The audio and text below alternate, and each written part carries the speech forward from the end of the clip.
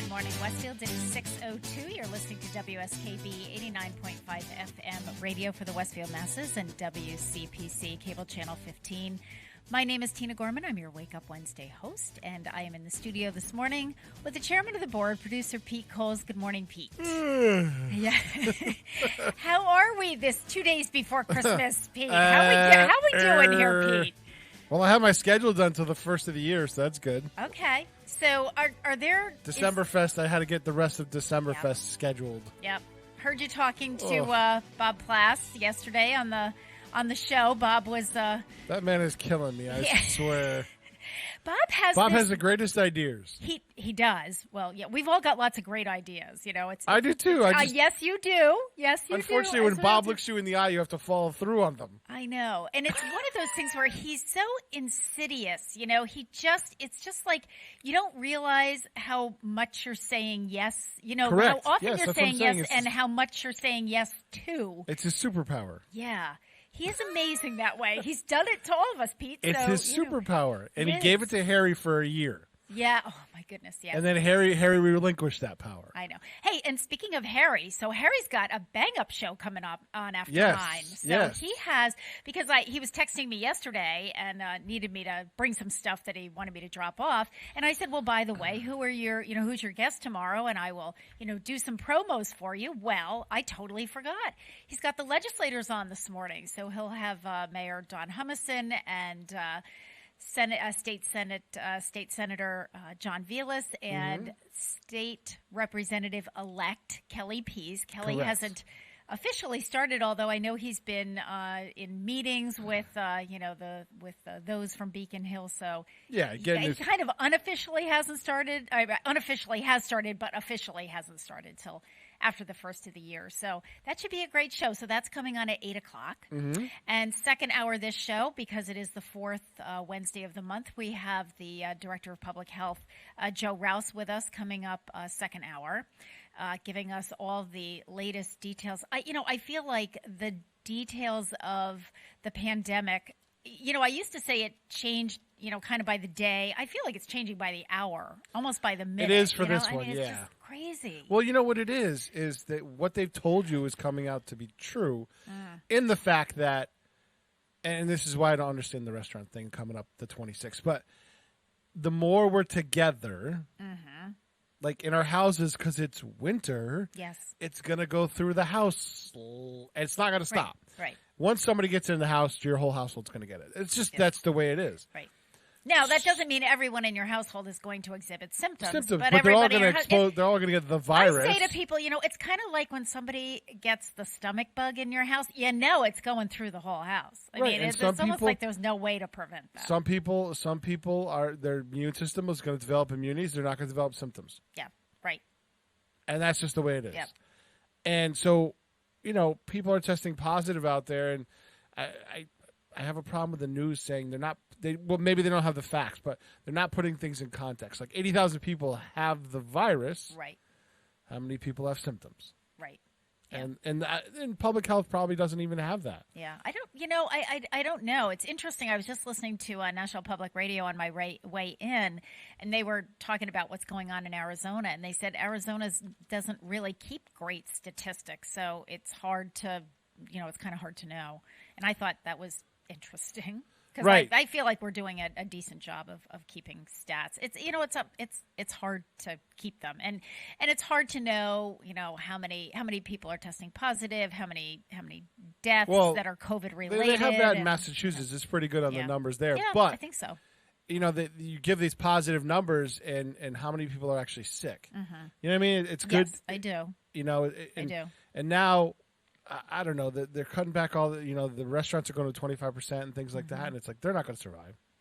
Not at 25. They could barely survive at 50%. Yeah. The economics of it. Yeah. They're not going to survive at 25%. It's just not going to happen. No, but you know what? You were right in what you said right at the very beginning, Pete, is that we all knew this was, we all knew it was coming. That's why, when people said to me, oh, are you going to reopen the senior center? I was like, no, because we already know what's going to happen. We live in New England, and in New England, when it gets cold, we all stay inside. That's just like, that's the way it is. Yeah. You can't do, you can do some outdoor activities, but, you're not going to be eating your Christmas dinner out on the front lawn. It's a little chilly for that, you know? I mean, it's like, hello. So anyway, all right. I'm good with that. I'm good with eating Christmas outside. I'm working all day Christmas. I don't even care. Are you going to be up at Mount Holyoke on Christmas Day? Yes. Yeah. I originally was going to work 3 to 11, and then they said the person that was going to cover days couldn't do it.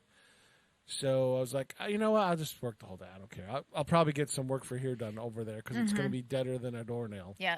So and then because I wasn't working all on Christmas Eve, I was going to work a double the next day. Mm-hmm. And they were like, we'll get somebody to work one of your Saturday shifts because, yeah.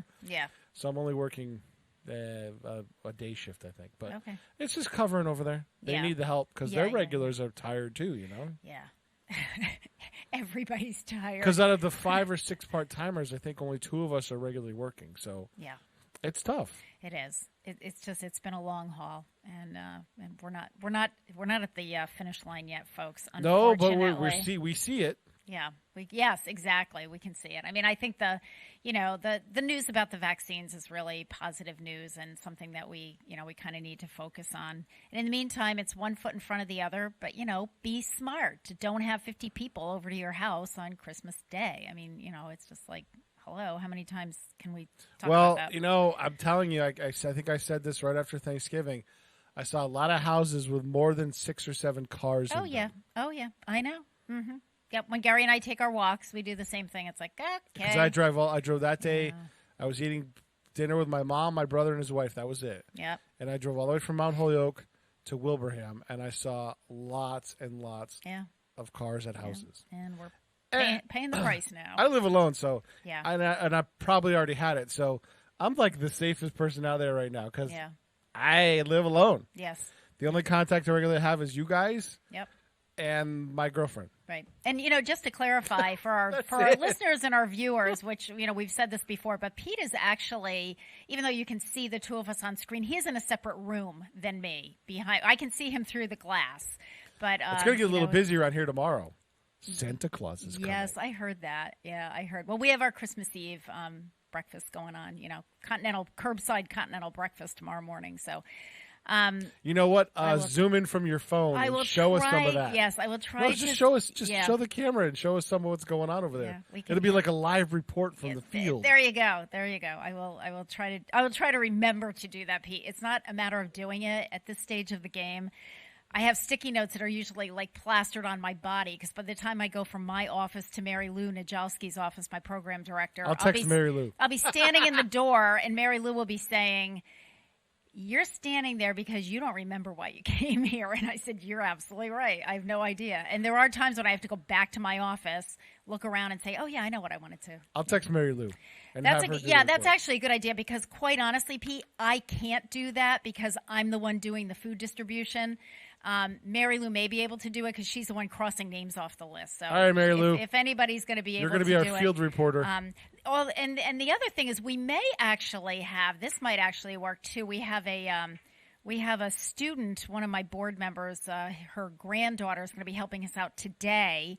And if I can get her to come back tomorrow, then she can just be the roving, reporter and just actually, you know what? Just do filming. Is Gary coming in tomorrow to help you out? Gary is coming in tomorrow to help me out, but Gary's got very specific tasks to do. Gary is. I know Gary's a traffic guy.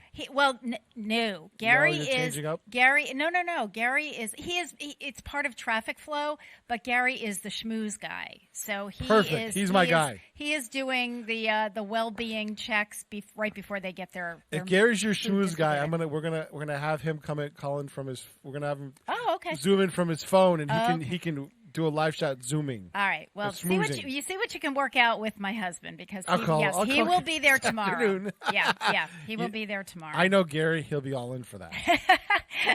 Okay, so that's what's happening. That's what's happening at the senior center. And unfortunately, if you did, this was a sign up, folks, because we had to sign up for everything. Today we have our big turkey dinner, our turkey Christmas dinner, curbside. So we have 150, I think, for today. So George and Joanne. Yep, George and Joanne were in the kitchen when I stopped by. They had been in there. I don't know what time they got there this morning. Probably about 4:30, because the smells were, coming. So it wasn't like they just arrived, before I did. So they've got things well under control.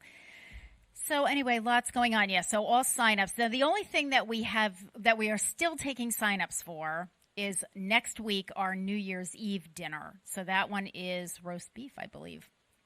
But we'll go through all that later. Okay, so this first hour, what I'm doing is I decided to do all Christmas holiday tunes. But the first hour, we're going to do sort of an international flavor. So we'll do a birthday or two, and then we'll get to our first break. So today, December 23rd, I thought this was an interesting story, Pete. I had never heard of this woman. It's the birthday of the late Madam C.J. Walker. She was an entrepreneur. She was born December 23rd, 1867 in Delta, Louisiana. She was young when she died. She died in 1919 at the age of 51 from hypertension. But Madam C.J. Walker was the first black woman millionaire in America and made her fortune thanks to her homemade line of hair care products for black women, which I think was honestly, like, to me, that this is an unbelievable story for somebody who was born in 1867. Born Sarah Breedlove to her parents, her parents had been slaves. She was inspired to create her hair products after an experience with hair loss, which led to the creation of the Walker system of hair care. A talented entrepreneur with a knack for self-promotion, Walker built a business empire, at first selling products directly to black women, and then employing beauty culturists to hand sell her wares. I think Tupperware or Fuller Brush. The self-made millionaire used her fortune to fund scholarships for women at the Tuskegee Institute and donated large parts of her wealth to the NAACP, the Black YMCA, which I didn't even know there was such a thing, and other charities. So happy birthday to the late Madam C.J. Walker. Sounds like the precursor for Avon. Yeah, exactly. I mean, hair care products for black women back in the late 1800s. I give her a lot of credit. Okay, it is, and so I want to do one more before the break because I thought this was really pretty cool too. There were some really fun birthdays today. So it is the birthday of the late Leonard B. Stern. Now, Leonard B. Stern was a screenwriter. He was born on this day in 1922 in New York City.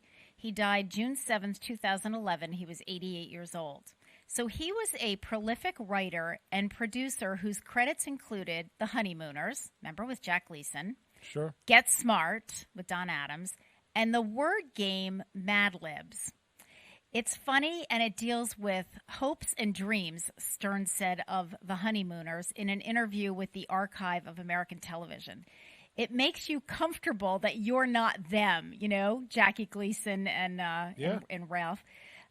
Stern wrote 17 episodes and served as executive producer on the classic spy spoof Get Smart, starring Don Adams. The 3-time Emmy Award winner also created the show McMillan and Wife, the breezy crime drama starring Rock Hudson and Susan St. James that aired on NBC from 1971 to 1977. But this is the part that I thought was really kind of interesting. Stern also was involved in publishing Mad Libs, a party game in which one player prompts another for a list of words to substitute for blanks in a story, hopefully with funny results. You've never done Mad Libs before? We have. But here's how it got started. Here's how it was invented. The game was invented in 1953 by Stern and Roger Price. Asked how the game was developed, Stern said, "I was writing a script for The Honeymooners, and Roger was at the house. I was doing a polish on a script, and I said, I need an adjective. And Roger said, naked. Out of this came this word game where you ask somebody for an adjective, noun, or verb to make up a story." I just thought that was such a cool, there's a trivia, Pete. How did Mad Libs get started? We used to do Mad Libs on long car trips. Oh, so did we. I mean, I think everybody in the world. I don't know of anybody who didn't do Mad Libs at some time or another. And you always did in pencil. Yes, always in pencil. But we did the same thing. And they had, it was like you do it on car trips because it's like, it's forever to get there. You can only do punch buggy so long. Yeah, exactly. So anyway, happy birthday to the late Leonard B. Stern, screenwriter. So he's a pretty cool guy because, those are some shows like I used to watch The Honeymooners. I definitely used to watch Get Smart, which I thought was great. I saw McMillan and Wife, but that wasn't a big one for me, mostly because I was in high school at the time and college and super busy. So anyway, that's that. It is 6:16. So I thought that, and you're listening to, I do the little thing. You're listening to WSKB 89.5 FM radio for the Westfield masses and WCPC cable channel 15. So on the first song on our international, holiday favorites is Nat King Cole singing O Tannenbaum. So this represents the German contingency.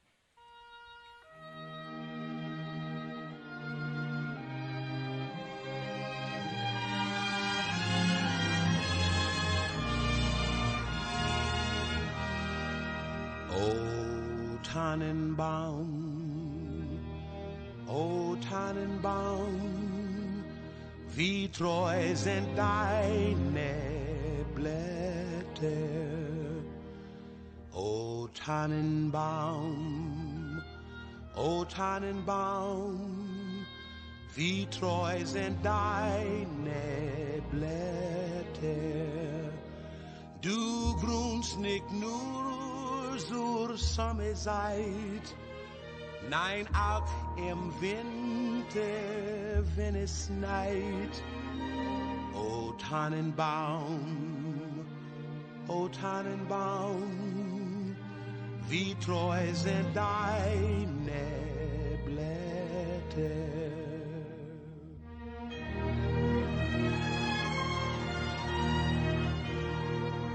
O Tannenbaum, O Tannenbaum, du kannst mir sehr gefallen.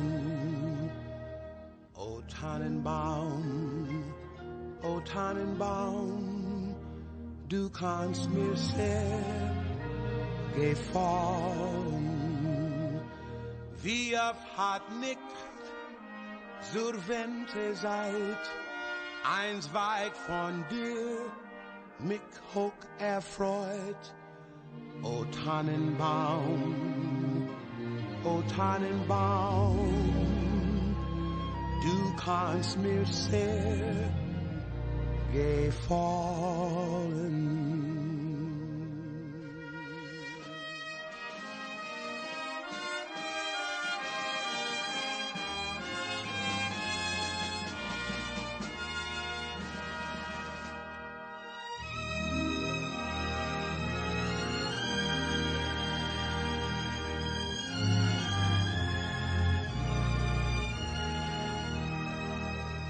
Du grünst nicht nur zur Sommerzeit, nein auch im Winter, wenn es schneit.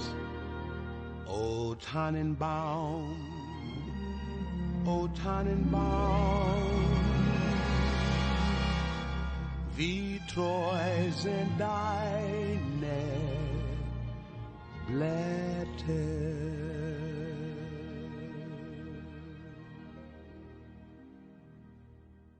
Underwriting is brought to you by Boise Cascade Distribution, providing products and services needed for building material dealers, home improvement centers, and industrial customers. They offer everything from engineered wood and plywood to Drex decking and railing, James Hardie siding, and Advantech subfloor. Located at 33 Fowler Street Extension in Westfield and on the web at bc.com, they are committed to providing quality products, great service, convenience, and value. I'm Mark Auerbach. Join me every Friday at 8 a.m. for ArtSpeak, where you'll meet interesting actors, directors, designers, and musicians here in Western New England. Community Radio. 89.5 WSKB. Live from Studio 120 at Westfield Technical Academy, this is WCPC Channel 15 at 89.5 FM, WSKB Westfield. Good morning, Westfield. It is 6:21. You're listening to WSKB 89.5 FM radio for the Westfield masses and WCPC cable channel 15. My name is Tina Gorman. I'm your Wake Up Wednesday host, and I am in a very quiet Westfield Technical Academy studio with producer Pete Cole. So, Pete, the students are gone. They're remote, right? Yeah, They're until January 19th, until, as of right now. Right. So that's until right after Martin Luther King Day. Correct. I think that was a smart move on the school committee's part. Just, it didn't, it didn't make sense. You know what it is? Part of it, the superintendent came on Kenny's show yesterday because he needed to get some stuff off his chest. Oh, good. Which Okay. I don't blame him. Yeah. He said that some of the people were like, they had a case in the house, and they're sending the rest of the kids to school. Right. I mean, what do you think is going to happen? Yeah. And some of them should know better. Yep. Because they're in the employ of other communities as teachers. Yeah. I get it. You know, it's I like, get come it. on, I have know. some common sense. Yep. Like we said in the last segment, if one person in your household gets it, they're all going to get it. Yeah, exactly. Keep them home. Right. Even if they don't exhibit symptoms. Let I them think get that's through it because right. now you have immunities to it. Right. And you're better off coming back afterwards because you make the school systems stronger because you have immunity. Right. This isn't hard. No, but yeah. It's not hard. I think what's really, People lack so much common sense in this country. It is. Swear to My God. mother used to say common sense is not that common. She's right. In this country, it's brutal. Yeah. Yep, it is. I mean, the regulations aren't that hard. I'm in a bubble, so I don't wear a mask a lot, okay? Right. But when I go to the grocery store, like yesterday, I went to the grocery store to get dinner for me and my girlfriend. Wear my mask. Yep. In the car, I don't wear my mask. Right. I'm by myself. Right. And we tell the seniors when they're driving, 9 times out of 10, they're either in the car alone or they're in their car with their spouse. Well, that's who you live with, so you don't have to wear a mask. And we tell them, while you're driving, don't wear your mask. Because for some of them, the shallow mask breathing, is yeah. Yeah, it's hard. It's breathing. It slips up. It's over their eyes. And, our thing is, stop the car when you're going to get your meal or talk to one of the staff or volunteers. Stop your car, but before you roll your window down, just put your mask on. It's usually right there next to them or hanging off their ear or whatever. Yeah. That's the time. And then mine's either in my pocket or in the glove compartment of my car. Or It's kind of as long as it's within reach. But while you're driving, you're safer not wearing it unless Correct. you've got, lots of other people in the car that you're not usually with. And in that case, you're fewer than 6 feet apart anyway. So don't do that. If you can avoid it, yeah. If you can avoid it, don't do it. So, Pete, how are we with? Now, is there a lull in the action with meetings next week for councils and commissions? Oh no, and it's all busy that? next week. It is even in between, huh? Absolutely, yes. No kidding. It's nuts next week. See, this is why I learned these things. I would have said, okay, they don't have anything going on. Next week, I have a meeting tonight. Really? Yep. Cultural Council next Monday. Finance Tuesday, L&O Tuesday, special Board of Health meeting Wednesday. That might be a must listen to at 6 p.m. Yeah, well, that one I was going to say that Board of Health. I'm surprised they're not meeting on Christmas Day. They're busier than busy right now. So. Right, and if Makes you sense. really want to know what's going on in the city of Westfield, that's where to I tune would suggest you. That's a must see television event next Wednesday, the 30th at 6 p.m. Okay, and you can live stream that if you have WestfieldTV.org. You can watch it on Channel 15 if you're a senior or anybody in Westfield that still has cable service. Yep. Yeah, I would. That's going to be an eye opener, I would say, as to what's what's really going on, and you'll get a lot of some of that information today. But things are going to change in a week. Well, that's what I said. I mean, the thing is that it's changing kind of by the hour, and new regs coming out. I wouldn't say by the hour. But I'd say this is predicted, and the wave we're in our second wave. Well, I wouldn't say that things are changing by the hour, but I feel like information is coming out and guidelines are coming out. That's people are going crazy. Kind of changing. Yeah, that's kind of changing. But anyway, so Pete, are you ready for Christmas here? I mean, have you done all your Christmas shopping? Are we done with all that? Do you have anything I know a lot of people are waiting for things that they ordered to come in. I guess there are some. No, I ordered all my stuff early. Issues, yeah. I don't know. The kids, my nieces and nephews said they were thrilled by the UV thingies. Nice. But I don't know. Okay. Actually, they said it was a practical gift. So yeah. Well. And so did my son. Said the same thing as well. I'm going to go on deployment. It's going to be great. Yes, absolutely, no doubt. Good. So that was okay. I just felt over. I don't know. I wasn't into it this year, probably because I've been overwhelmed for most of the month of December. Yeah, I think. I just wasn't in it. Yeah, I get it. I just forget it. Yeah. I just kind of. I get it. I mean, and I hear you because I think we all, and I'm going to put you in here with us, certainly at the senior center. I mean, I think we were, I don't want to say overcompensating, but almost trying to, knowing that this was going to be a really difficult Christmas in our case, for a lot of our seniors.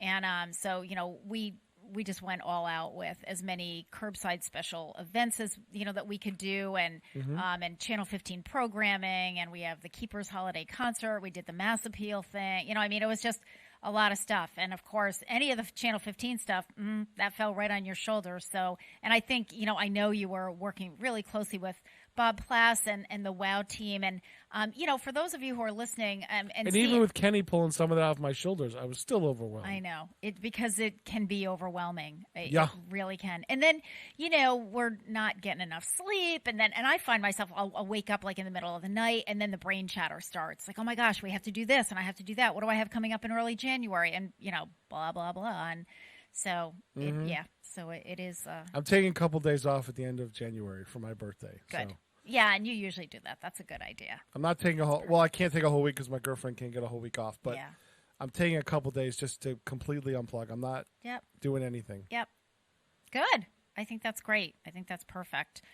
So then I'm planning my launch trip to Virginia. There's a launch February 20th. Okay. So I'll be gone for a week. I might take that as a vacation. I got to use my vacation time too. That's the other thing. I know. My vacation. I feel like vacation. I might not cover the launch. I might just go. Mm-hmm. Wouldn't that be fun? You could just watch it, chill out, and be because Chincoteague Island is like the Cape off season. Mm-hmm. This time of year, they're off season too. Yep. And it's very quiet. I like it when it's off season. Yeah, perfect. I think that's great. That sounds really amazing, Pete. But now I got to figure out who's going to cover my meetings, all the meetings and stuff like that. I'm still bringing my laptop because I can't. Yeah. Yeah. Just in case. Well, and that, that's the thing about taking vacation when you're kind of like, sort of not I was going to say a one-man show. That's kind of, not exactly, but yeah. And so it's all this planning. It's planning before you leave. And then it's catching up. Pete, I have been saying that for years. It's really. Yeah, but you have a staff. I know. But, and people say, but here's what I don't have. And I'm not complaining or anything, but most of the other COAs have an assistant director. Mm-hmm. And we don't. And so, people have said to me, well, who's in charge when you're not there? There is not one person in charge. I've got 3 people. So this person is kind of handling this, and this person is kind of handling that, and this person is kind of handling that. And then if there's a real crisis, the 3 of them are kind of working together, to sort of figure it out. But it makes it a little bit more complicated than just handing it over to one other person and saying, okay, you're the assistant director. You're in charge for the next week, Yeah. So it does make it a little bit more challenging. But, we're all gainfully employed, so that's a good thing. Yes, exactly. And boy, I'll tell you what, there are some really there are just some gut-wrenching stories that I've heard over the last couple of days, particularly from the small restaurant owners. Yeah. I mean, they are just. We've already lost restaurants in this city. Yeah. I mean, and bars. And as they said, it's not just them and their families, it's their employees. And even though we think of, well, you're only a small business. You have, 15 employees or you have 20 employees. Well, the base of our economy is small business. Absolutely. Sorry. And yes, absolutely. And this we know, not everybody's working for the, big box stores or the big, the biggies, the big corporations. And yeah, it's the small businesses. And then you start to multiply. Well, I have 10 employees. Well, I have 15 employees. Well, I have 25 employees. And then it's them and their families. And, you just think, wow. So yes, we are blessed to have our jobs. I am very happy and grateful and appreciative of having it. So I'm happy to work really hard for the. But we've already lost, like, Tungshing Dragon is gone. The park is gone. There's a couple others that are restaurants that are already gone. So, I mean, they're going. Yeah. And it's tough because you could never always do it with takeout. 25%, they can't even turn the lights on.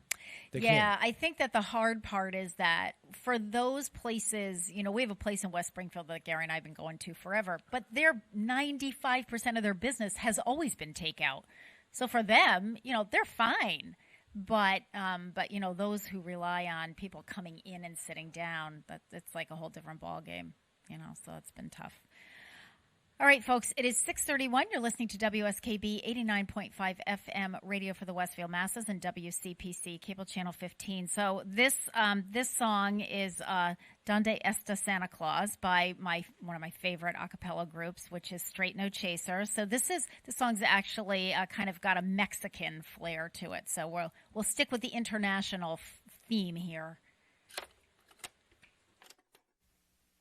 Listen to the following mini phrases and dialogues y contesta con sí o no.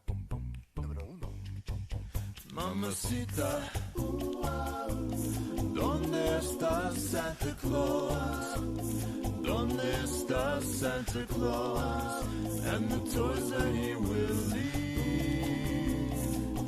Mamacita, oh, where is Santa Claus? I look for him because it's Christmas Eve.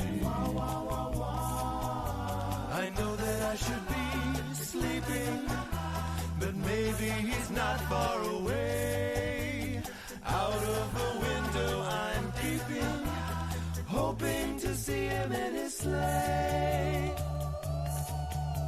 I hope he won't forget to pack his castanets and to his reindeer say, Perro, on gordo, on verde, más dulce. Olé, olé, olé. Cha-cha-cha. Mamacita, ¿dónde está Santa Claus? Oh, where is Santa Claus? It's Christmas Eve. I know that I should be sleeping, but maybe he's not far away. Out of the window I'm peeping, hoping to see him in his sleigh. I hope he won't forget to pack his castanets and to his reindeer say, Romo, on carne, asada, and slabs. Olé, olé, olé. Cha-cha-cha. Mamacita, ¿dónde está Santa Claus? Oh, where is Santa Claus? It's Christmas Eve. It's Christmas Eve. It's Christmas Eve. Santa, dame un regalo, por favor. Support for community radio on WSKB is provided by Betts Plumbing and Heating Supply Company, an independent, family-owned wholesaler serving Westfield for over 50 years, specializing in plumbing, heating, and industrial piping supplies. On the web at bettsplumbing.com or at 14 Coleman Avenue in Westfield. Support for the community programming of WSKB is provided by the Dunkin' Donut Shops of Westfield and the Sardinia family. It's nice to know that even as the world changes, Dunkin' Coffee remains the same at 7 convenient locations throughout Westfield. Hi, this is Harry Rock, host of Rock on Westfield every fourth Wednesday at 8 a.m. Tune in for my view of this place I call home. Community Radio 89.5 WSKB. Live from Studio 120 at Westfield Technical Academy, this is WCPC Channel 15 and 89.5 FM, WSKB Westfield. Good morning, Westfield. It is 6:35. You're listening to WSKB 89.5 FM radio for the Westfield masses and WCPC Cable Channel 15. My name is Tina Gorman. I'm your Wake Up Wednesday host, and I'm in the studio this morning with the chairman of the board, producer Pete Coles. Good morning again, Pete. Good morning. So we just heard from Harry Rock, and Harry Rock's show will follow mine this morning at 8 o'clock. He's got a special holiday show. He'll have Mayor Don Humison and State Senator John Velas and State Representative-elect Kelly Pease on his show this morning, and they will all be... And Mayor Humison, I believe, as well. I said that. I said him first. Oh, did he? Okay. I did. Sorry, I zoned. Nope, that's okay. And they will be zooming in, I think, with Harry. Is that correct, Pete? I think the three of them are zooming in. Yes. So that should be a great show. And second hour for my show, we will hear from Joe Rouse will be a guest. Joe will be calling in this morning. Joe is the Director of Public Health, so he'll be giving us an update on all of the craziness going on around us during the pandemic. So we do have some more birthdays today, not just this morning, today. It is the birthday of the late Milt Oken. Milt Oken was a record producer, arranger, and singer. He was born December 23rd, 1923 in Brooklyn, New York. He lived to the age of 92, passed away in 2016. Milt Oken was an American arranger, as I said, record producer, conductor, singer, and he was the founder of Cherry Lane Music Publish Company, Inc. Oken transformed the careers of a dozen or more major U.S. artists who under his tutelage became some of the most successful musical acts of the 1950s, 60s, and 70s. A special on PBS alludes to Oken as one of the most influential music producers in history. His career lasted over 50 years, from the folk revival to the 21st century. At the height of Oken's career, a critic wrote, "Of all the producers, Milton Oken's range is the widest, from Placido Domingo to the Muppets." Conductor for Harry Belafonte, arranger and producer of Peter, Paul, and Mary, the man who brought John Denver to stardom and produced his most loved hits, Oken also founded Cherry Lane Music, the music publishing company for Elvis Presley and DreamWorks, among many other household names. So, it's always fascinating to me, Pete, that we hear about the artists, the musicians, the singers, or the players, the drummers, or guitarists if they're really good. But you really don't hear much about the people behind the scenes that are really making all this happen. So I'm always interested in those folks as well. So happy birthday to the late Milt Oken. It is also the birthday of the late actress Mary Elizabeth Hartman, and she was born on this date in 1943 in Youngstown, Ohio. She died in 1987 at the age of 43. Elizabeth Hartman is best known for her debut performance in the film A Patch of Blue, playing a girl who is blind opposite Sidney Poitier. Did you ever see that movie, Pete, A Patch of Blue? No. It's a classic, and it is so timely. And that's the reason that I want to kind of wanted to do her, talk about her today, because of, with everything going on, again, here it is 40 years later. Elizabeth Hartman was nominated for an Academy Award for Best Actress. At the time, she was 22 years old, and she was the youngest Best Actress nominee for A Patch of Blue, a record she held for 10 years. A Patch of Blue is a 1965 American drama directed by Guy Green about the friendship between an educated black man, who was played by Sidney Poitier, and an illiterate, blind, white 18-year-old girl played by Elizabeth Hartman, and the problems that plagued their friendship in a racially divided America. It was filmed against the backdrop of the growing civil rights movement. Scenes of Poitier and Hartman kissing were excised from the film when it was shown in film theaters in the southern United States. These scenes are intact in the DVD version. It was the decision of director Guy Green that A Patch of Blue be filmed in black and white, although color was available to him.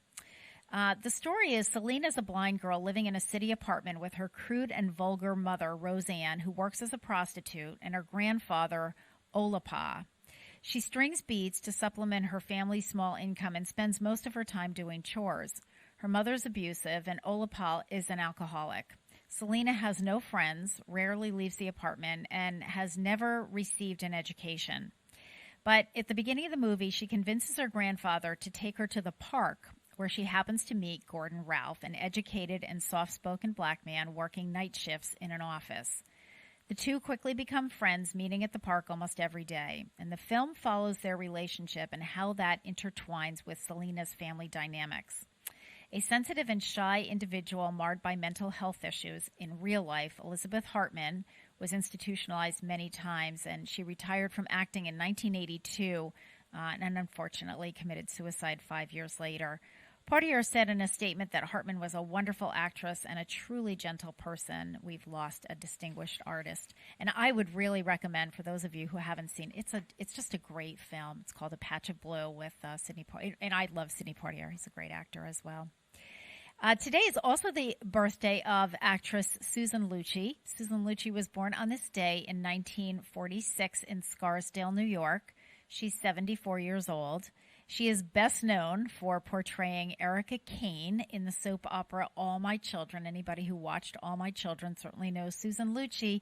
And Susan Lucci famously, finally, won a daytime... She was always the bridesmaid. Yes, she was always the bridesmaid, Pete. She finally won a Daytime Emmy Award in 1999 after being nominated 19 times, the longest period of unsuccessful nominations in television history. I'm not really sure if she really wants to carry that crown, the longest period of unsuccessful nominations. But anyway, Happy birthday to actress Susan Lucci. It's hard to believe that she is 74 years old.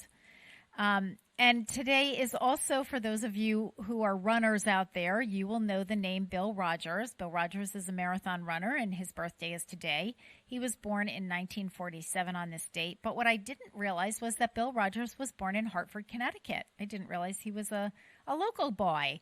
He's 73. He's an American runner and former American record holder in the marathon, who's best known for his 4 victories in the Boston Marathon, including 3 straight victories, 1978, 79, and 80, and the New York City Marathon between 1976 and 1980, so he won it every year. Rogers won both races 4 times each between 1975 and 1980, twice breaking the American record at Boston. In 1977, he won the Fukuoka Marathon in Japan, making him the only runner ever to hold the championship of all 3 major marathons at the same time. So the Boston Marathon, the New York Marathon, and the Fukuoka Marathon. He made the 1976 U.S. Olympic team and raced the marathon at the Montreal Olympics in 1976. He did not participate in the Olympics in 1980 because of the U.S. boycott over the invasion of Afghanistan by the USSR. So happy 73rd birthday to Bill Rogers. There you go. Yeah, pretty cool. I think we'll take our break now, but when we come back, we have to talk about the fact that today, Pete, December 23rd, is Festivus. So we need to kind of, talk about that. The way today at 9 o'clock after Harry's show, On the Mark, yes, has several students from Western New England University talking about their view on what's going on right now in the world. So good. Now, interesting viewpoint. So Harry's show is just 1 hour? Yes. I never know. Okay, so it's not 8 to 9. Yes. So we've got a full slate on here on Channel 15. Do you know, Pete, I am finding that my seniors now, not all of them, of course, but many of them are now, when they turn on their television in the morning, they're just flipping on Channel 15. So that's kind of I keep it on Channel 15, yep. And then I might flip to something Good morning, else. Everybody. Yep, exactly. Yeah. So then I might flip it to something else if I'm, if I have another show that I watch. But, because oftentimes if you use television kind of as just to keep you company in the background, you kind of have your go-to channel. So, Pete, Channel 15 is becoming the go-to channel. So, pretty neat. Oh, we do provide a lot of good information in local programming. Yes, we certainly do. If you want to know what's going on in Westfield, you have no excuse. If you have Channel 15, you can know everything that's going on in Westfield. All right, so just keeping with this first hour of international holiday songs, this one is for my husband Gary, who is, as Irish as they come. Yep. So this is by Anne Murray, and it's called Christmas in Killarney.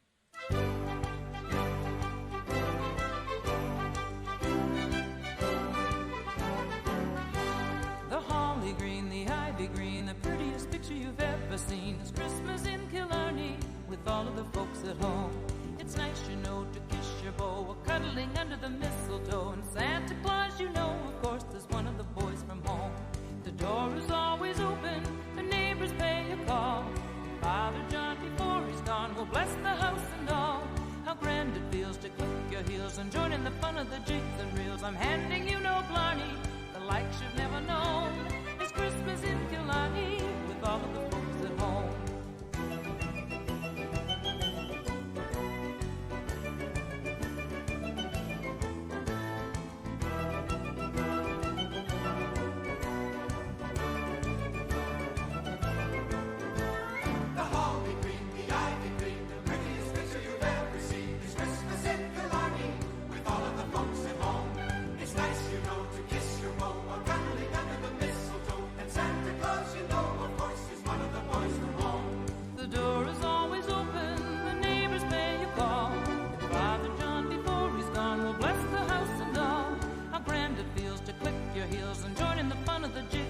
I'm handing you no blarney, the like you've never known. It's Christmas in Killarney with all of the folks at home. It's Christmas in Killarney with all of the folks at home.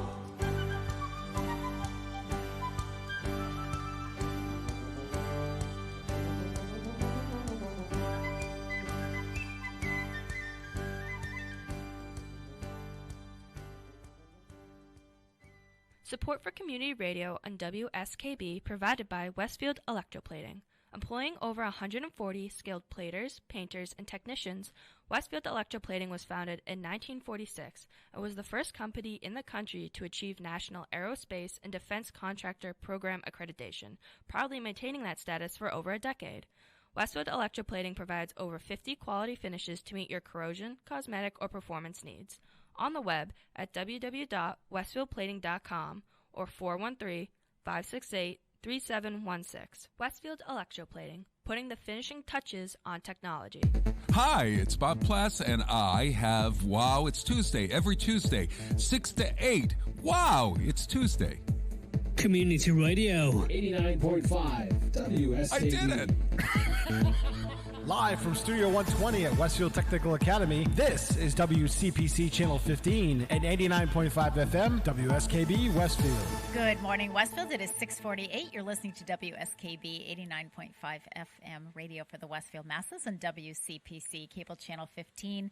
My name is Tina Gorman. I'm your Wake Up Wednesday host, and I'm in the studio this morning with producer Pete Coles. Good morning again, Pete. Good morning. So after my show at 8 o'clock, we have, well, first of all, second hour, my show, we have Joe Rouse, Director of Public Health, will be my guest. Busy morning. So that's coming up.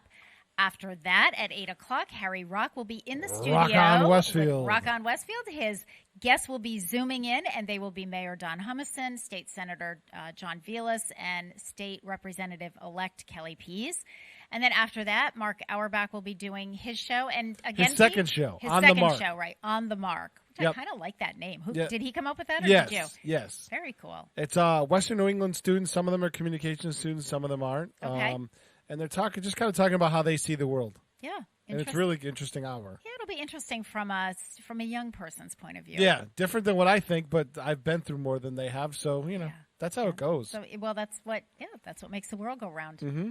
Okay, so December 23rd is Festivus. So I'm going to give you some interesting This trivia. is Kenny's holiday. This is what Kenny's are you doing holiday. Why are you doing this holiday? It's on the 23rd, and Kenny's show is not on today, so I'm doing Festivus. But I don't know if Kenny ever kind of gave you the whole background of Festivus. So each year on December 23rd, Festivus commemorates a holiday episode of the television comedy Seinfeld.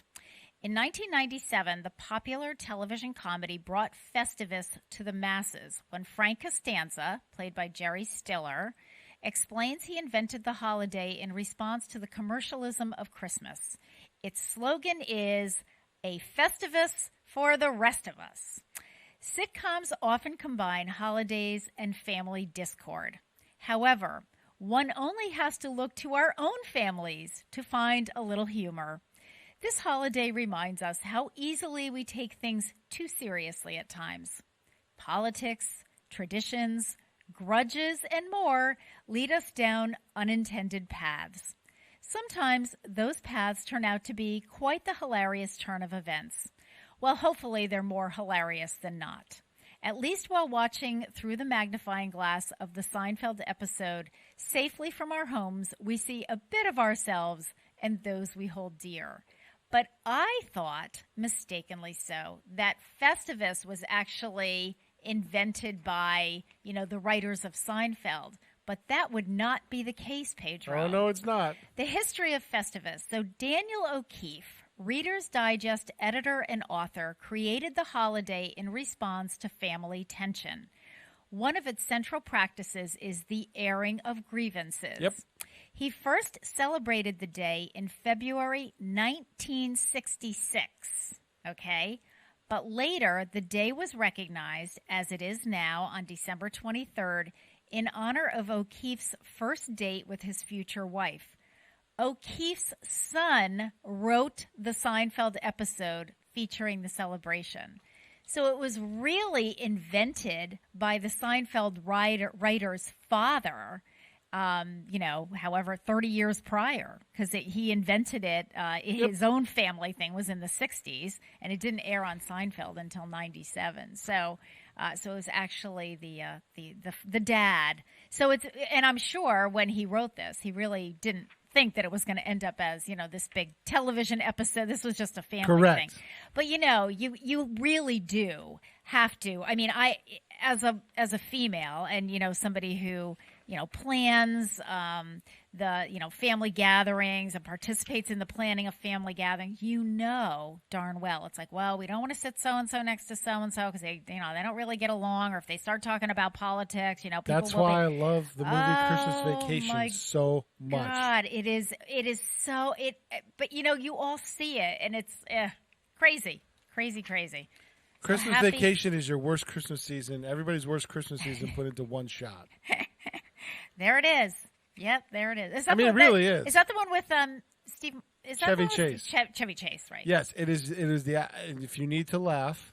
Yeah, I've seen parts of it. I don't think I've ever seen the whole thing. Oh my God, you guys sit through and watch the whole thing. Okay. It is because the storytelling is really funny, and you can because everybody can identify with all parts of it. Right? Exactly. It's like, oh yeah, that's our family. Oh yeah, that's my sister-in-law. Oh it's yeah, like I've been through that. That's my dad. That's my brother. Yeah. I might not have been through that all at the same time, but I've been through that, and I've been through that, and I'm like, oh my God, I can't believe we did that. Well, and Pete, of course, the older you are, and the longer you've lived, the more you've lived through a lot of those holiday. One of the best lines is when all hell's breaking loose and everything's coming down, and it's Christmas Eve, and the tree's burnt down. And the bonus doesn't come in, and Chevy Chase is going, Dad, how did you? I remember our Christmases, and some of them were like this. He goes, how did you do this? He goes, I had a lot of Jack Daniels. This is really it's like I had a lot of help from Jack Daniels, and there it is. There it is, Jack. It's true. It is because sometimes that's all you can, it's true. That's all you can do. Mm-hmm. All right, so let's talk about a few things coming up here. First of all, in terms of Channel 15 programming, and Pete, I'm going to have you help me out with this, but for our programming that we helped to coordinate, we have the Keepers doing their holiday concert on Channel 15. So Pete's already run that a number of times, and he will be running it Christmas Eve Day at 2 o'clock and 6 p.m. I'm sorry, Christmas Eve at 2 and 6, and Christmas Day at 2 and 6. Now, I know, Pete, that you've got all kinds of stuff going on for WOW and the Christmas, what are they calling it? The Christmas Festival? Decemberfest. I was going to say, I know there's a fest in there. And so, I looked at the schedule in last week's Westfield News. So they had it scheduled, everything. They had it all written out as of last week. Is it? Yes. It's all this. Well, week I don't know if it's in the paper yet, but right. It's up on the WOW website, okay. And it is all over the place. Okay, so pretty much every day. It was just the last 2 days just trying to keep my head above water. Yeah. For just just getting it out there for your normal stuff. So the Keepers thing is airing the 23rd on. That's today, so that's Wednesday, 2:40, I bet, right? 2:33:59. Okay, there you go. Thursday at 2. Yep. And 6. Yep. And Friday at 2 and 6. Yes. Right. And then, so and we're going to try to do a New Year's Eve. We're going to try to do a countdown show. Okay. Wow. Fun. But I think it's going to be. We're going to have to. We can't come on till after. Whatchamacallit? I'm trying to think of what New Year's Eve is. We're repeating. What's the band with Corey DeGray? Oh yeah, Corey and the Knightsmen. Yeah, the Knightsmen. Yeah, the Knightsmen band. Yes. And that's coming on, I think, at 3 o'clock. Because we were going to come on at 3 o'clock, and then I was like, oh no, that's promised to Tina. That's right. People will be mad if that's not on. Yeah, because that's in the newsletter. I told them. Right. Yep. So we're going to come on at 5:21 or something. Yeah, that sounds great. But I think I'm going to extend the Zoom invitation to everybody if they want to come in virtually this year. Oh, fun! And if the weather's not good, I'll just do it from home. Yeah, absolutely. Oh, that'll be fun. That'll be great. Mm-hmm. So, speaking of New Year's Eve, Pete, so we're doing our Good Riddance 2020 New Year's Eve luncheon, curbside luncheon at the Senior Center, and you can still sign up for that, folks. So, on the menu will be roast beef with gravy, mashed potatoes, a vegetable, and a decadent dessert. And as Pete just said, in the afternoon, you'll be entertained in your living room by a repeat performance of Westfield's own Knightsmen Band playing some of our Americana favorites, and that'll happen at 3 o'clock. So reservations are being taken now and will be taken probably, I'm trying to think of when we're going to cut this one off. I think it'll have to be Monday at noontime will probably be the cutoff for the New Year's Eve. And we already have had, I think we've already got 120 people signed up for it. So, but, please think ahead. And if this is something you want, because you know what? Today's turkey dinner, of course, we put out notices. It was in the newsletter. We reminded everybody when they came through the lunch line. And our cutoff date for that, I think, was Monday at 1 one day at noon. And of course, we had people calling yesterday. Oh, is it too late? Yeah, it's too late. Please call us. We don't want you to be disappointed, but we have to have our numbers so that we can take out the right amount of food. So anyway, still availability on the New Year's Eve. Good Riddance 2020 curbside luncheon. We talked about the keepers. We still have plenty of incontinence supplies available. A lot of people have taken advantage of that. So that's great because we want to be saving you money if we have incontinence supplies and you need them. We are giving them out to people. The only thing that I will say to people is this. If you have a problem with incontinence, please make sure, I'm happy to give you supplies, but please make sure that you've spoken with your healthcare provider about it, because we are finding that a lot of people are sort of suffering in silence. Maybe they're a little embarrassed to bring it up to their healthcare provider, either on the phone if they're doing telehealth or in person. But folks, there are treatments, and sometimes in some cases it's just lifestyle changes. In some cases it might have to do with the medications that you're on. But if your doctor isn't aware that you're having a problem, he or she is not going to do anything about it. So please, they're medical people. It's not like you're telling them something they haven't heard 500 times before. So if you're having a problem with incontinence, again, we're happy to give you supplies. Give us a call. Let us know what you're looking for, what you need. We'll check our stock. And then you can just swing through the lunch line between 11:30 and 11:45 when the line tends to be pretty short and you can zip right in. Don't do it today because we've got a special luncheon and it's going to be crowded. But most days you can just do that. And if that doesn't work for you, if that timing doesn't work for you, if you call us ahead, we'll set up a time when you can just come and pick them up. So that's that. Remember that we have our 2 Christmas trees. We'll have them up for about another week and a half or so. The one in the Great Room stage is honoring our police, and the one up on the second floor, if you drive down Noble Street, take a look at the second floor. We've tried to keep that one lit as much as we can, even into like 8 or 9 o'clock at night. And that is our tree honoring our veterans and, of course, our Christmas tree ladies, Marion Krause and Barbara Wojcik. We owe all of our thanks to them for setting those up for us. The new January Voice of Experience newsletter will be coming out on Saturday. So the way this works, folks, is if you have a subscription to the Westfield News, you will get it on Saturday automatically delivered with your subscription. If you don't, then you have to wait. So until Monday. And on Monday, we will have them at the Senior Center. We have a large tan box located right near the front door of the Senior Center. We now have the newsletters in the tan box so that you can really stop by anytime. We have what some of the folks are doing, some of my seniors are doing is they're sending their grandkids down, while you're out and about, or their kids when they're driving, stop by the Senior Center because you can come nights, weekends, just the only time don't come during lunch. Between 10:30 and 12, that's a time you want to avoid because you got to circle through the lunch line. But otherwise, you can just come and grab as many copies as you need, and we keep an eye on that just to make sure that we're keeping that full. It's also available on the city website. It's at almost all the pharmacies now. We deliver it to the pharmacies. That'll be on Monday. And worst case scenario, if none of those work for you, send me a self-addressed stamped envelope and I will mail you a copy. There's a lot going on in January. Usually January is a quieter month, but we have, as we have throughout the pandemic, we've got all kinds of stuff going on.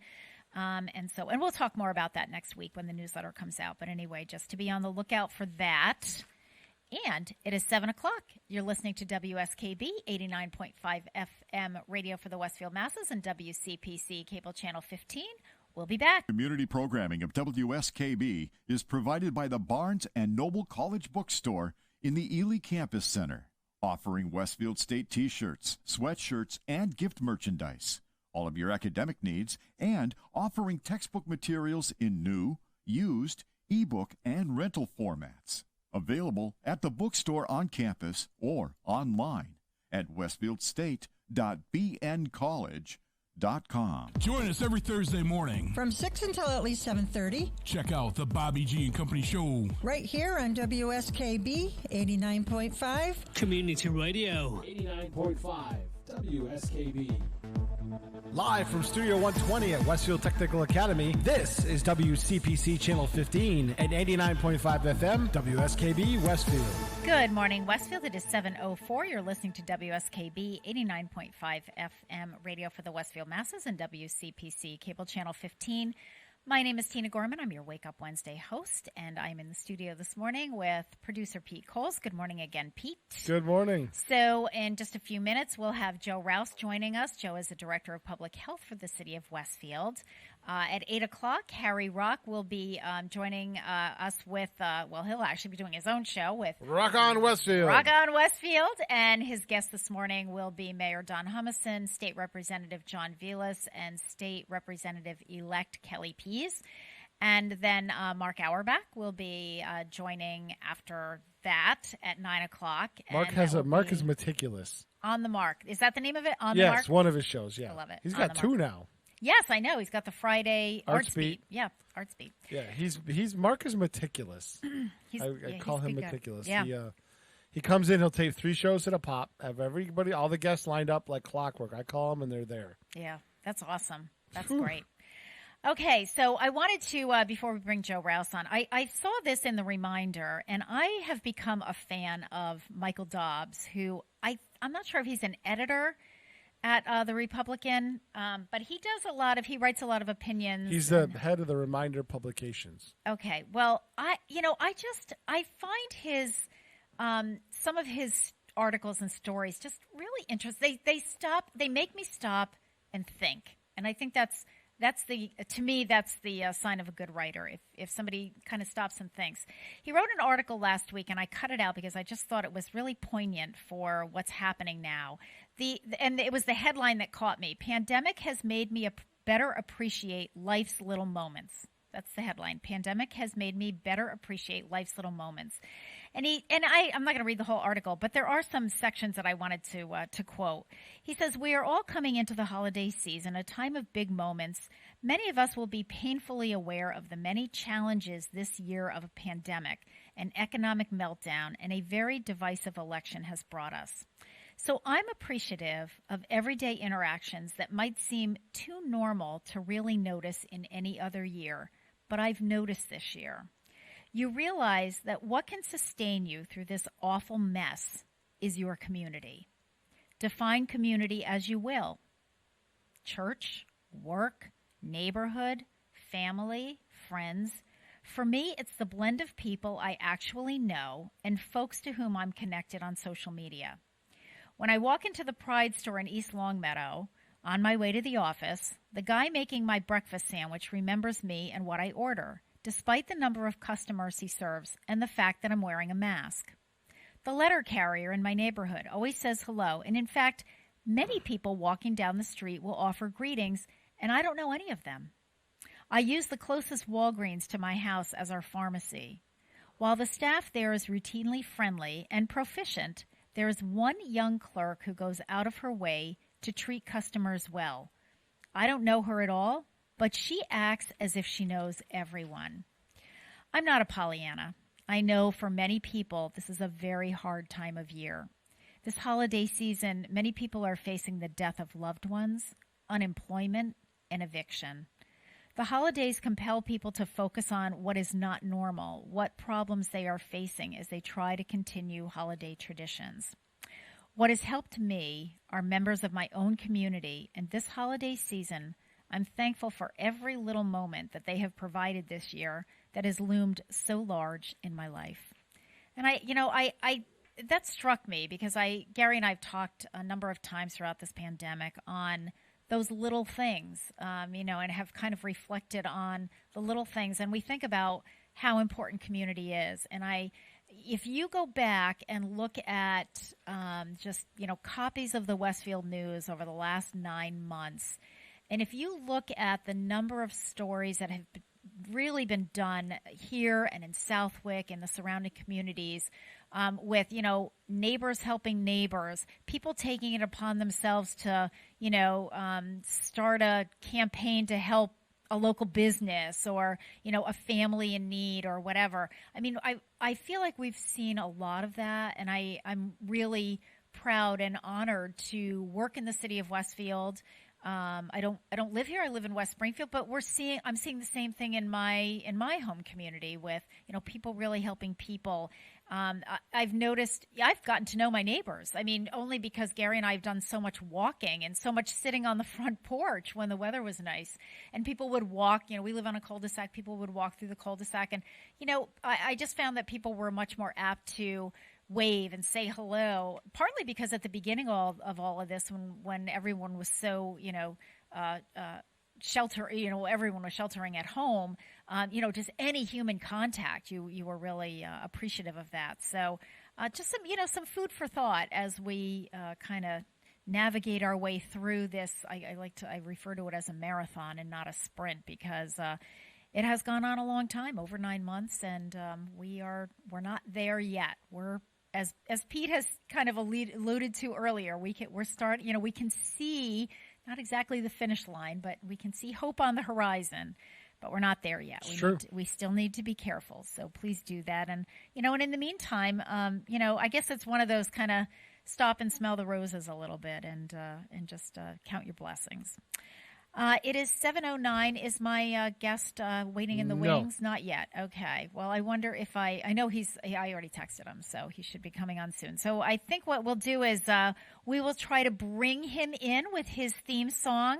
So coming up, you're listening right now to WSKB 89.5 FM radio for the Westfield masses and WCPC cable channel 15. My guest coming up is Joe Rouse, Director of Public Health for the City of Westfield. So Joe has his own theme song on our show, and that would be Good to Be Alive, Hallelujah by Andy Grammer. So let's listen to that, and hopefully that'll bring Joe in on the phone.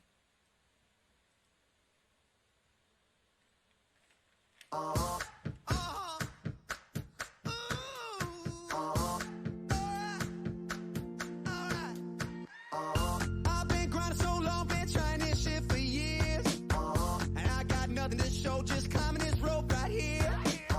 And if there's a man upstairs, he kept bringing me rain.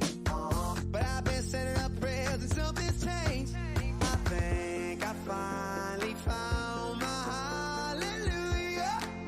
I've been waiting for this moment all my life. Now all my dreams are coming true, yeah. I've been waiting for this moment. It's good to be alive right about now.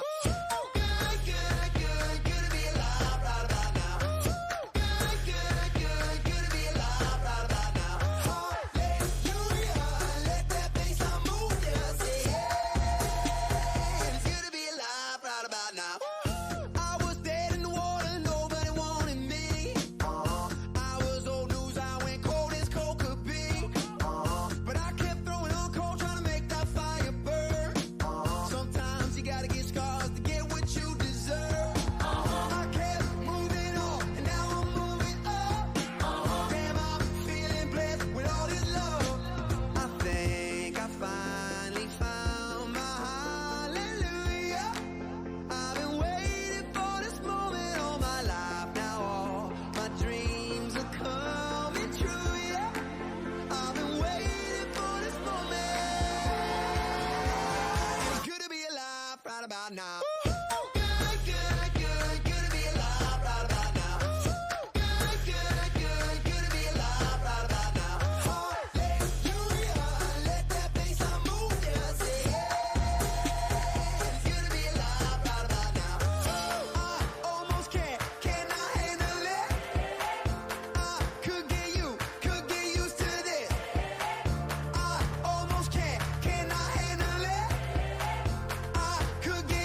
Could get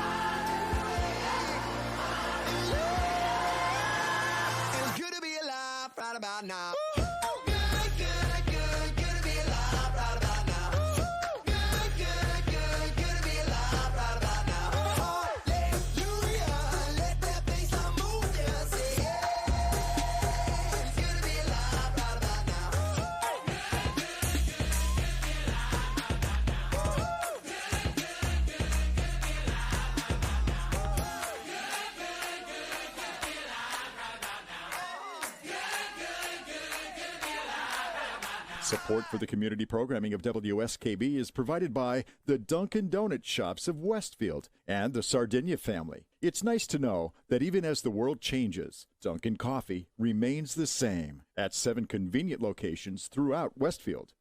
Hi, this is Harry Rock, host of Rock on Westfield every fourth Wednesday at 8 a.m. Tune in for my view of this place I call home. Community Radio. 89.5 WSKB. Live from Studio 120 at Westfield Technical Academy, this is WCPC Channel 15 and 89.5 FM, WSKB Westfield. Good morning, Westfield. It is 7:15. You're listening to WSKB 89.5 FM radio for the Westfield masses and WCPC Cable Channel 15. My name is Tina Gorman. I'm your Wake Up Wednesday host. In the studio with me this morning is Pete Coles, producer and chairman of the board. Good morning again, Pete. Good morning. And on the telephone, yes. Yes. Joe. Yes, there he is. Is Director of Public Health Joe Rouse for the City of Westfield. Good morning, Joe. Good morning. And how are it's things? It's a great day, isn't it? It is a great day. So it's December 23rd, 2 days before Christmas. And so how are you doing? Good. I don't have COVID, so that's always a plus. Every day you wake up without that. Yeah. That's really true. Yeah, that's really true. The better question is, did you finish your Christmas shopping, or did you start your Christmas shopping? You know, I did finish Christmas shopping. I'm one of those though that starts like back in November. Good. And because you have all that extra time. Yeah, exactly. No, really, what it is well, of course, with this year, I was very adverse to going out into any shopping areas. Yeah, so right. You would exclusively online. Yes. And if you're going to do that, the things run out there, especially around the week before. So, and the shipping this year was expected to be delayed. So Yes. All done. Yeah, the worst is when you're clicking and it says, this item unavailable. We don't know when it'll be back in stock, and it's like, oh no. Yes, we called that click shopping this year over at the senior center. We were staff was talking about that. Yep, it was like click, click, click, click, click. Okay. Yeah, and write a check. Yep, exactly. There Everybody you go. likes money. Yep, there you go. Yep. Give them what they want. So how are things in your world, Joe? So what do you want to talk about? We got so much to talk about. Okay. And unfortunately, it's all COVID related, but things have changed so much now. I reviewed our last discussion last night, right before Thanksgiving. Yeah. And pretty much everything that was spoken about and anticipated to happen did happen. So, now here we are. So whatever the reasons are for it, I mean, I'm not going to wag my finger at anybody, but everybody knows, pretty much why we're still in the situation we are. And it's not any specific group of people's fault or anything. It's just, it's a pandemic. That's what happens, right? Yes. The disease spreads and you try and control it, and you can't until there's a vaccine. So that's the light at the end of the tunnel a little bit. Mm-hmm. But in the meantime, I was, one of the things that I was saying the other day is that I remember back 10 months, we're back way in the beginning of everything, and the governor saying we're not going to be able to enter phase 4 until we have a vaccine or a viable treatment. And here we go. We have both, right? Mm-hmm. But it's no relief off of me. So I never thought I would think that. Yeah. It's like, well, okay, that's a little bit down the road here. It's like talking about retirement when you're still 15 years away. Yes. So we have a ways to go, but there is a plan, and the vaccine obviously is effective. Mm-hmm. And so we're in discussions now with the state and other agencies about how we're going to get that, who we're going to give it to, when we're going to do it. Yeah. And I'll talk about that probably a little later, but at first, just in order, one of the things that I had to make the recommendation to the superintendent was to go fully remote at the Westfield Public Schools until we get into the middle of January. Mm-hmm. And that was kind of a quick last-minute decision, taking advantage of the fact that, we're going into a break with the schools, and also in conjunction with that we had a case at the high school who wound up being there way longer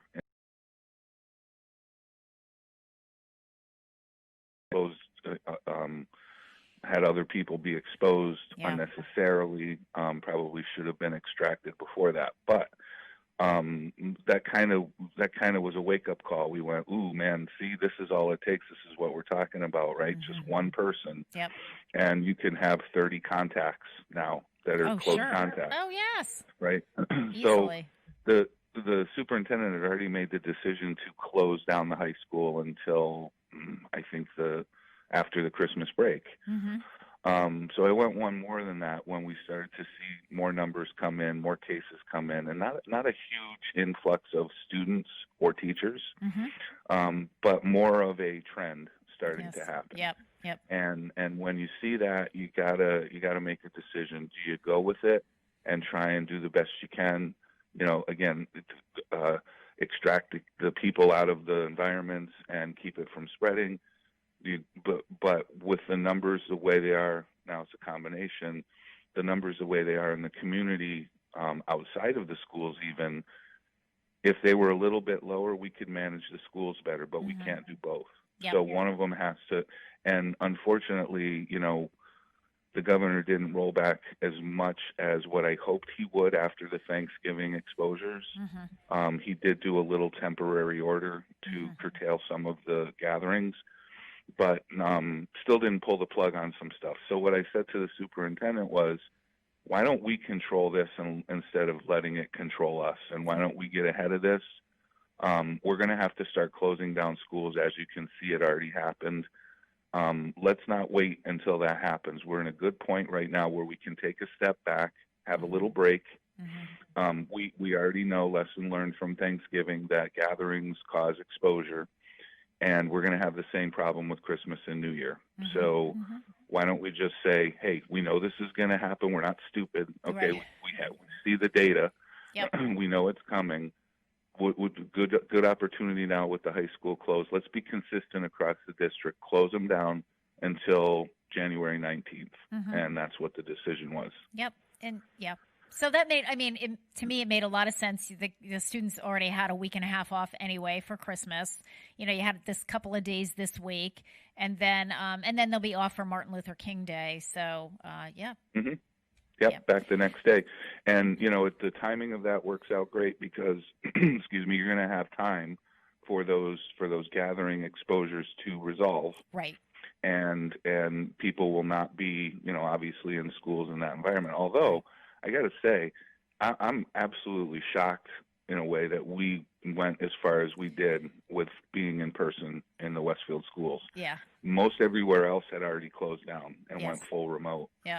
We were still in it, and we weren't seeing clusters. We weren't seeing, an abnormal amount of cases, a few here and there, but that's to be expected, of course. And then, but, just whether it's that we got lucky or the timing, how we delayed our opening more than other places did, whatever the reason, we could still be there right now and gotten up to, today and then be done. But it was just too risky at that point. You see the writing on the wall and you say, hey, look, I don't want to be so reactive to this all the time. If we have science that shows we should be a little bit more proactive.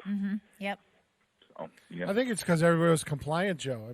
People around here at the school were very compliant with it. Everybody was doing their part in it, and that was the surprising part. It was like nobody was panicking. People were doing their jobs.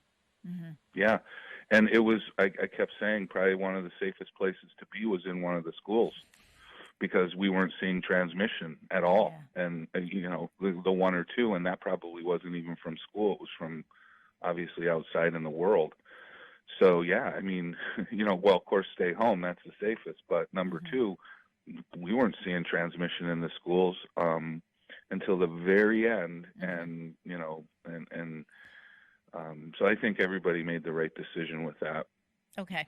Yeah. And as you said, Joe, it was, we expected some of this after the Thanksgiving holiday. We had hoped that we wouldn't see it, but human behavior is what human behavior is. We know that. Well, yeah. And that's when I reviewed the conversation we had last time. I was kind of on my soapbox about the carelessness and the indulgence of the gatherings at Thanksgiving, and my point to that was when I said, we don't want to be more restrictive about what people can do out in the world, but it's all up to the people to decide what's going to happen with those regulations. And they picked their poison, and they decided to gather and not have the numbers recede. So therefore, the governor came out with a new order in response to that, and also the anticipated gatherings where he's limiting it even further, effective Saturday through January 10th. Occupancy limits are going down for restaurants and gatherings and certain businesses, services, down from the 40% occupancy to 25%. So now, obviously that's again. Joe, I have a question just because I know some of the seniors have kind of asked about this, and people are trying to now interpret. And even at City Hall, I was over there yesterday doing some business, and sort of trying to interpret some of the new guidelines on who exactly is affected. I mean, we all hear about the restaurants and bars, and they're affected by the 25%. But what about? I assume because of the Supreme Court ruling, are churches off limits? Are they? Can they do full capacity, or where are we with? Because I mean, we're having seniors ask us. Although most of my seniors are staying home, but just about church gatherings with the holidays coming. What are the guidelines there? Or are there any?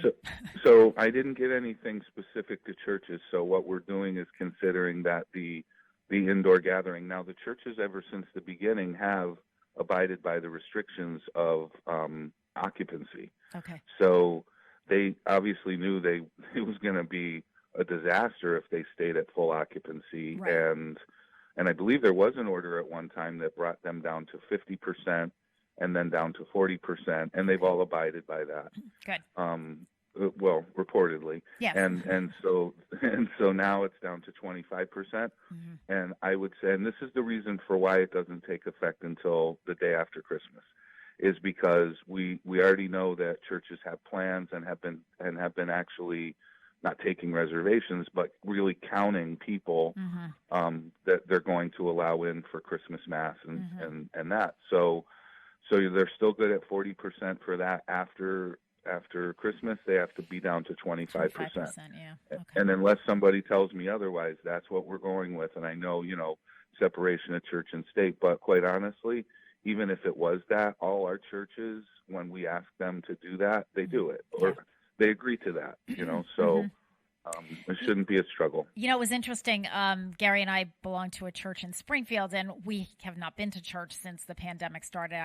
I'm not comfortable with that. But we did get, but we've still been in communication with our priests and so forth. And he sent a letter to all the parishioners a couple of weeks ago, and he said, "This is our number. This is what, and we will be counting. And we know that for some of you, who absolutely love to come to Mass, even if it's just that one time a year, it's like when we hit that number, I don't care how dressed up you are or, what your plans are. That's it. The doors are closing." And he said, "I'm apologizing ahead of time, but we will be very strict about this." So I appreciated the fact that even though, we're going to do our own ceremony at home, which we did for Easter, a little family gathering. But, I appreciate the fact that came out ahead of time. It's like, look, I'm telling you right now, this is the way it's going to be. So. Yeah, there's been others, even in Westfield where I said taking reservations. Not really. They're like having a sign up. Yeah, it's like a sign up. Yeah. Right. So, and that's great. Yeah, I appreciate that too. It's very responsible. See, those are good community partners. Yes. Yes, absolutely. Happy to say. And you know what? I would really encourage people, take the opportunity to be a little creative. I mean, church is a really central part of my family's life, my husband and myself. So it was really hard for us when we made the decision, not to go, but and especially during Easter season. But we kind of came up with some different ideas, and so we did our own Easter service in our house, and it was very participatory, and there are three of us, my daughter and Gary Grace and myself, and we each picked out a hymn, and we each picked out a reading, and we kind of had a theme for our homily where we had a discussion. So we're doing the same thing for Christmas. I said to them, what do you want to do? So they said, nope, we'll use the template that we used for Easter and kind of divide it up. And, other than sort of the gospel reading for us, but the rest of it, it's, find something that's meaningful for you, whether it's a poem or you find something on the internet or whatever. And I have to tell you, it was really quite moving. So I'm actually looking forward to doing that for Christmas. And I think that the thing about the pandemic, Joe, that has, in some cases, we've seen sort of the worst of humanity, but we've also seen the best. And I think it's provided people with opportunities to think outside of the box. We've all had to think outside of the box. I see this with the other Council on Aging directors, the other Western Mass directors. We Zoom every other week and are constantly sharing ideas and throwing things around. And I'm thinking, wow, that was a great idea. And sometimes it's Westfield, and other people are saying, wow, Westfield came up with this great idea. Just a lot of sharing of things. So I think if you look at it as an opportunity to think outside of the box and be creative, as opposed to, we can't do things the way that we always do them. Well, you're right. You can't, you just can't. Yeah. I mean, first of all, that observance at home, that is a great idea. And, I quite honestly, until you just said it, I never even thought about it. So thanks for that. And I'll give it a shot. And also, but anybody that attends my in-home service has to triple their offering in the collection basket because I don't work for free. There you go. But yeah, you're absolutely right. And we've talked about it before. I know I'm sometimes doom and gloom about this whole thing, and I get a little fired up because I get frustrated sometimes with the fact that not everybody's on board. But you have to remember that most of the people that I deal with are the small percentage of people who are non-compliant. So that's where I'm coming from. However, I do see the other side, like you're talking about, and I've said it before. I said it just again yesterday. Something good is going to come of this, and it forces you to change your to the status quo, and at the end of it, even if it's just one thing that's better than it was before, it makes a huge difference, and it may not have ever happened if not for this. Absolutely. All right, on that note, let's take a little break. It is 7:31. You're listening to WSKB 89.5 FM radio for the Westfield masses and WCPC cable channel 15. Going along with our holiday theme music, we are going to listen to the Trans-Siberian Orchestra doing the Carol of the Bells. We'll be back.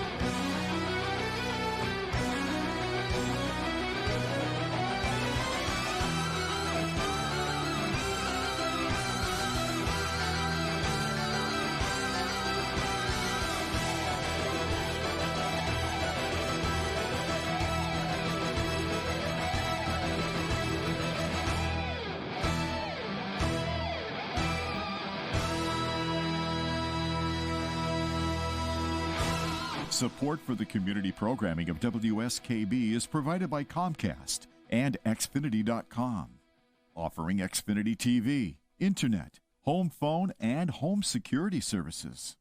Information on all that Xfinity has to offer in the Westfield area is available online at Xfinity.com. Hi, this is Harry Rock, host of Rock on Westfield every fourth Wednesday at 8 a.m. Tune in for my view of this place I call home. Community Radio. 89.5 WSKB. Live from Studio 120 at Westfield Technical Academy, this is WCPC Channel 15 and 89.5 FM, WSKB Westfield. Good morning, Westfield. It is 7:35. You're listening to WSKB 89.5 FM radio for the Westfield masses and WCPC Cable Channel 15. My name is Tina Gorman. I'm your Wake Up Wednesday host, and you just got awakened by that rendition of Carol of the Bells by Trans-Siberian Orchestra. So if you were kind of, thinking you were snoozing a little bit, it was wake up time. I'm in the studio this morning with producer Pete Coles, the chairman of the board. Good morning again, Pete. Good morning. And on the telephone, we have Joe Rouse, Director of Public Health for the City of Westfield. Good morning again, Joe. Good morning. Every time I hear that song that you just played, I picture the conductor of that. I know, me too. Right? Like, yes. I just picture this guy with his hair going crazy exactly. everywhere, his arms just going everywhere. Arms flying. I'm right there with you. I totally agree. Every time I hear that on the radio, and I don't hear it that often, but every time I hear it on the radio, just blast it. It's one of those, you got to play it loud and, just go crazy. Yeah. I'll do air conductor next time I hear that. There you go. I do. I do that a lot. Yeah. Okay, Joe. So what else? Where else do you want to go with the? I have some questions, but I'm going to let you take the lead on where you want to head, because it sounds like you're going in some type of an order here. A little bit. So we talked about the past. Last time we talked, Thanksgiving, how we got to where we are now, and the current temporary restrictions from the governor. And so I'll just tell you kind of where we're at right now as of today. Okay. And then, ask away whatever questions. Okay. And then maybe after the next break, we'll get into the vaccine conversation. So right now, as of today, the numbers are still high. We're seeing, I won't say at this point a record number of cases, but a record, we're consistent with where we've been for the past 2 or 3 weeks. So that is higher than we even saw in the beginning of the pandemic. No real clusters. I mean, this is one of the questions I get all the time. Like, is there a demographic that you're seeing a large number of cases in? Can you trace where the exposures were? What's happening right now to make those numbers high the way they are, and they are high. Mm-hmm. I think a lot of it right now has to do with when, in the beginning we start to see the numbers go up, and when they're still relatively low in the community as a whole, there usually are clusters. It's nursing homes, it's workplaces, and that's where you can see the exposures coming from. Mm-hmm. Once it gets to the numbers get to a point where it's beyond being able to really say there's a cluster, because there isn't, that's when, and I've said it before, you get that community spread. And so that's where we're at, and that's where we've been for a month or so, in the sense that it's everywhere, it's everybody. There's no one group of people that are, transmitting it more than any other. It's just all over the place, and that's when it becomes even more important to be careful in your travels and in what you do, and to make those sacrifices so that you're not exposing yourself to what is now all over the place. So right, I can remember, Joe, I think a month or two ago, when we were doing probably a department head call, and I don't remember what the case. I think the cases we were somewhere at around 50. But I remember you saying, but half of them were in one, facility.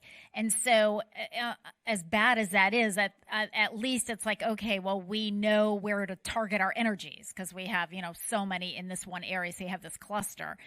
My assumption is that it is much more challenging when you've got cases all over the city. And are you seeing, Joe, with these non-cluster cases? What about age groups? Is there a difference? Old, young, middle age? Or can you not even say? I can say I get those. Okay. What I I'm ask curious. for from the contact tracing every day, I ask for minimal information because I don't want to burden the nurses with reporting out to me everything that they Yes. get, Yes. because they have to start doing case investigations. So what I ask for is the number of cases and the ages. If I need anything beyond that, then I'll ask them. Like if I start to see a commonality with a certain age group, like what's going on here? Is this from a nursing home or what? Yep. But right now, as far as the ages go, it's very interesting because the young ages, anything under 25 is relatively unaffected right now. Okay. It's more of all in between 40 and 70 Okay. is probably the majority, which is odd because in the beginning we saw it pretty much all in the senior population. And that's because there was clusters at assisted living facility and congregate living. But now it's, you look at it and it's like, geez, the ages you're looking at 47, 54, 63, 68, 42, 37, it's just all over the place. Yep. But an obvious non-youth related spread right now. And that could change. That could very easily change with youth sports that are still happening. You get a couple cases there and they start running rampant. And yes. Now we could start to see school-age kids be affected. And that was the other concern with, shutting down the schools at this time because youth sports is still occurring. And obviously, if there's an outbreak there, which is kind of inevitable that it's going to hit into the school system. So let's not have that happen. But yeah, Tina, the ages are all over the place. It's from one end of the city to the other, corner to corner, everything in between. I find in general, and I can't really speak for the younger population because I represent the older population, but, most of the seniors that we've done about 2,000 telephone reassurance calls. Now, that's not 2,000 different people because some people we're calling, monthly or we have a few even on our weekly list. But, those people that we're talking to, I've just touched base with everybody in my side-by-side support group over the last couple of weeks. They are adhering to that safer at home, mantra and really sheltering in place. They're really not going out. I mean, they're coming to the senior center to get their meal, and that's it. For a lot of them, they're still doing pharmacy and grocery delivery, or they're having their kids, while you do your grocery shopping, they're dropping off meals. So I feel like they get it. They get it. I think part of the reason they get it, Joe, is because early on in this thing, they lost friends and relatives and sisters and spouses. And so for them, this is very real, and they understand the severity, and they understand that, there are going to be people that show no symptoms and test positive, but they tend to be in that age group of when you test positive, you've got symptoms, and in some cases, you're going to be hospitalized. So I think they've, at least it's certainly the ones that we are in contact with, and the ones that we're, talking to on the phone on a regular basis have really taken this very seriously. So that's obvious in the cases that we see, because if they weren't being careful and they're the most susceptible, right? We'd see those numbers be, half would be seniors. Yeah. And the other half everybody else, but it's not like that. Yeah. It's really the small numbers are the youth and the seniors, and I think it's everybody in between, because if you think about it, it makes sense when you get into community spread.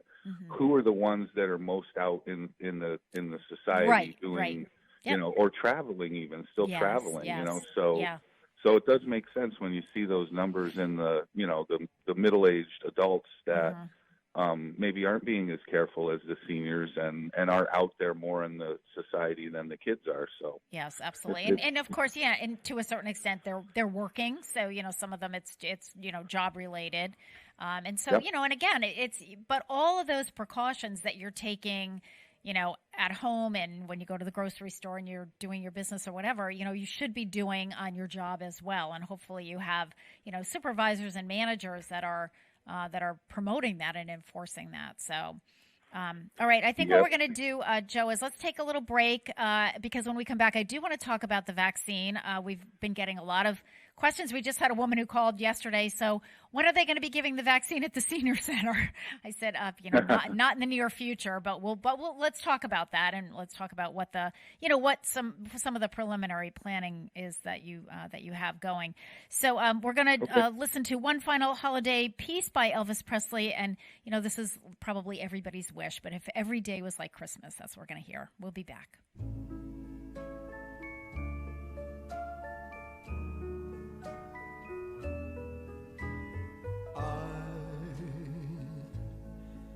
Hear the bells saying Christmas is near. They ring out to tell the world that this is the season of cheer. I hear a choir singing sweetly somewhere, and a glow fills my heart. I'm at peace with the world as the sound of their singing fills the air. Oh, why can't every day be like Christmas? Why can't that feeling go on endlessly? For if every day could be just like Christmas, what a wonderful world this would be. I hear a child telling Santa what to bring,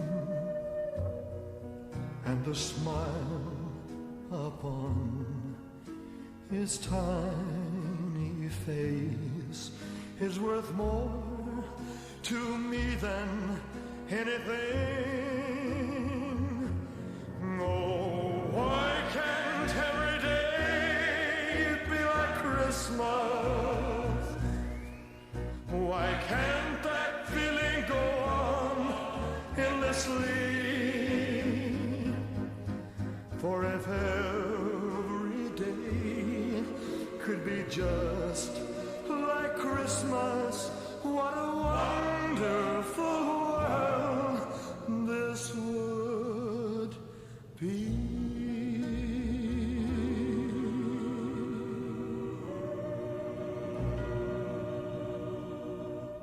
Support for the community programming of WSKB is provided by Bay State Dental.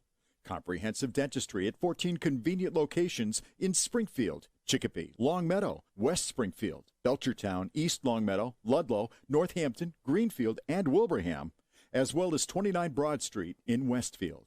Bay State Dental makes it a priority to help you achieve and maintain the healthy smile you deserve. On the web at baystatedental.com. Join us every Thursday morning from 6 until at least 7:30. Check out the Bobby G and Company Show right here on WSKB 89.5 Community Radio. 89.5 WSKB. Live from Studio 120 at Westfield Technical Academy, this is WCPC Channel 15 at 89.5 FM, WSKB Westfield. Good morning, Westfield. It is 7:48. You're listening to WSKB 89.5 FM radio for the Westfield masses and WCPC Cable Channel 15. My name is Tina Gorman. I'm your Wake Up Wednesday host. And on the radio this morning, we have Joe Rouse, Director of Public Health with the City of Westfield, kind of giving us an update on all things COVID. So good morning again, Joe. Good morning. Someday I'm going to be on here and we're going to be able to talk about something fun. Something different, something fun. I know. It'll be, you know what, Joe? It'll happen. And so it'll happen like because... what, dysentery or something? Well, after this, anything's going to seem fun. So, we can talk about ticks, we can talk about trash and recycling, and it's all going to be fun. So, Joe, the $1 million question, I think on everybody's mind is the vaccine and how effective is it and who gets it and when do they get it and should they get it? And so let's talk all things vaccine with our last 10 minutes here. Okay. So they're doing another phased-in plan for the administration of the vaccine. And so just yesterday, I actually updated the mayor and some members of the city council about what's happening. The vaccine is coming to us, and it's already in Westfield. Phase 1 is the frontline healthcare workers. So those are being done now. Okay. That's basically, for the rest of December and, beginning first 2 weeks of January is what the state is projecting. That's the group category of people that we're going to be doing first in phase 1, and then it goes down to the long-term care facilities, rest homes, assisted living, and then first responders. This is all still part of phase 1. Okay. So police, fire, emergency services, and then the congregate care settings, but not we already talked about the nursing homes, but that would be more like places that are homeless shelters or group prisons homes, or things like that. Yeah. Okay. And also in phase 1, the last is the healthcare workers that are doing non-COVID facing care. So that's not the frontline healthcare workers. They're kind of up higher in the priority, but still healthcare workers, maybe just somebody that works in a hospital, that sort of thing. Okay.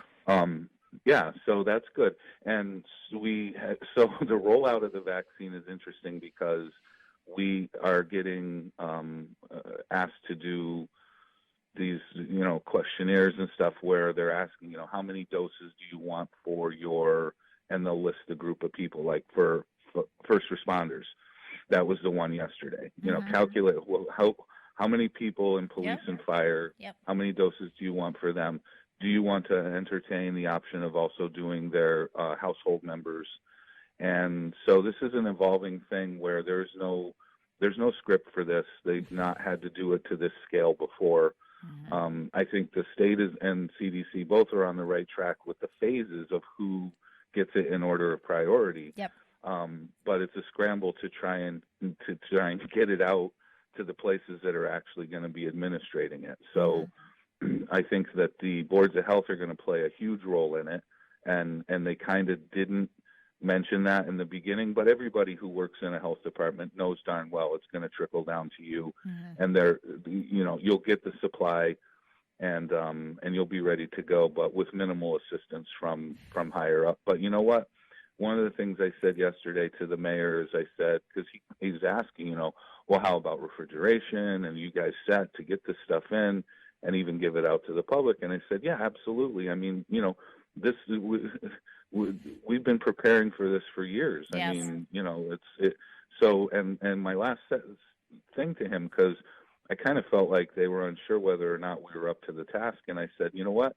If Westfield can't handle it, nobody can handle it. I'm going to tell you right now. Good for you, Joe. We're ready to go. Good. So then we get into the phase 2, which is the people that are more high-risk complications from COVID. So people with multiple comorbidities and, people that kind of like when we were seeing the cases the first time, the highly susceptible population. Yep. So make sure that they get it in priority number 1 in phase 2.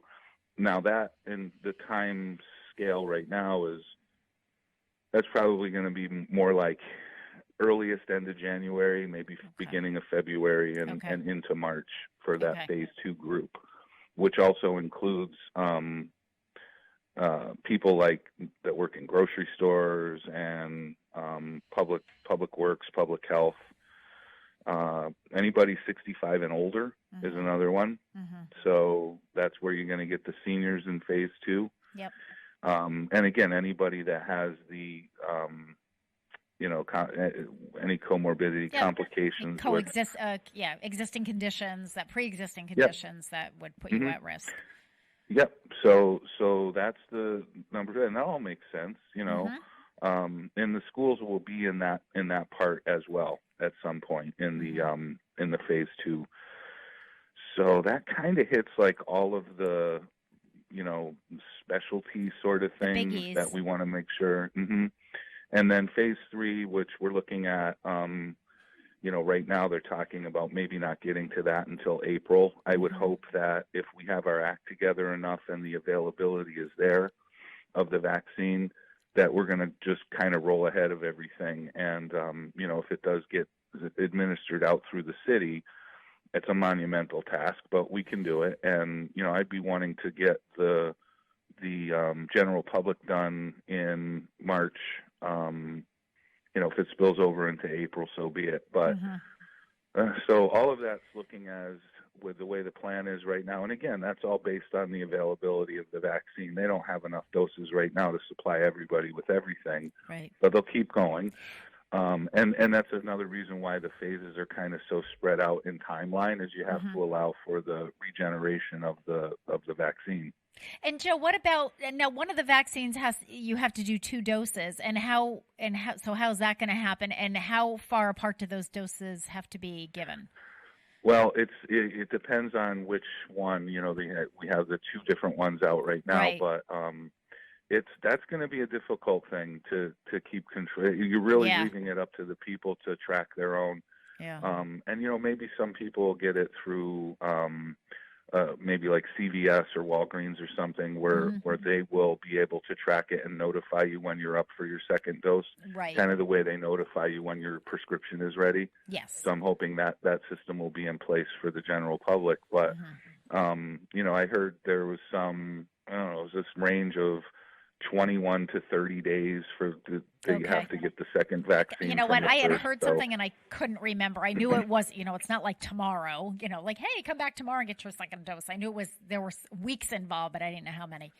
Yeah, it's a few weeks. Okay. And then you need to go back and get the second one. Now, the other thing preliminarily that I heard too, and I don't want people to rest on this, is that even after the first dose, it might be considered to be 50% effective, as opposed to after you get both of them. You could be up into the 90% of effectiveness. So, so it will do something. I mean, it'll help, and so you just got to make it another few weeks until you get the full dose in you, and then we should all be ready to go back to the beach in the summertime. Yes. Well, it's so funny because, but now, like, it was funny. Even one of my staff members asked me yesterday, it's like, well, Tina, if you have the opportunity, are you going to get the vaccine? I was like, sign me up, just like what I said. I said, whatever Anthony Fauci does, I'm doing. I just have total faith in him. So, but I think that is going to be another concern for people who are really hesitant about it, Joe. So what can you do, and what are you doing to sort of prepare that? That's a whole educational piece. Yeah, it's interesting because there are people that have their own reasons for why they don't trust the vaccine right now. And a lot of it is just based on the past and, the amount of time that it takes for these sorts of things to get rolled out, and it's years. It's years. It takes my years. God, decades in some cases. Yeah, and the bureaucratic red tape that's involved really slows down the process. Now, people need to understand this is an emergency. Yeah. It's been fast-tracked, but not fast-tracked in the extent of science. Yes. And foregoing the science of it.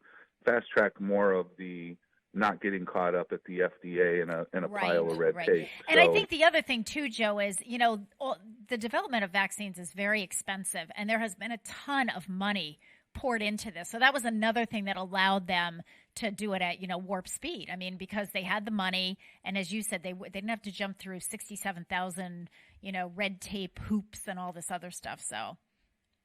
Yeah, and it's also not a competition to rival another manufacturer or similar product. There is nothing like this out there now. So there is an urgency, obviously. So if people are trepidatious about taking it because they feel like it got rushed through and it's not safe, you have to trust the science on it. You really do.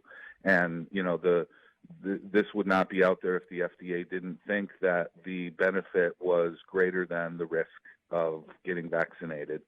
And you also have the advantage before the general public even gets it, or even seniors at this point where, they're in phase 2 in another couple months. You're going to have all this time to see what the side effects are, what the effectiveness is. There are people that have been getting it for a week now. So, keep an eye on that. And they'll do reports if there's problems with the vaccine, of course. But absolutely, I don't anticipate that. Again, really, you have to trust the science on this. Nobody's, you think it's some sort of a game that they're playing, and don't trust it.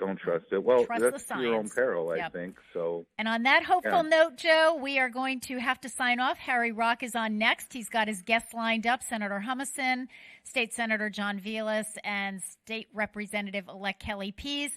Joe Rouse, Director of Public Health for the City of Westfield, thank you so much for coming on. Have a wonderful Christmas. Have a very safe Christmas. Stay physically distant, but socially connected.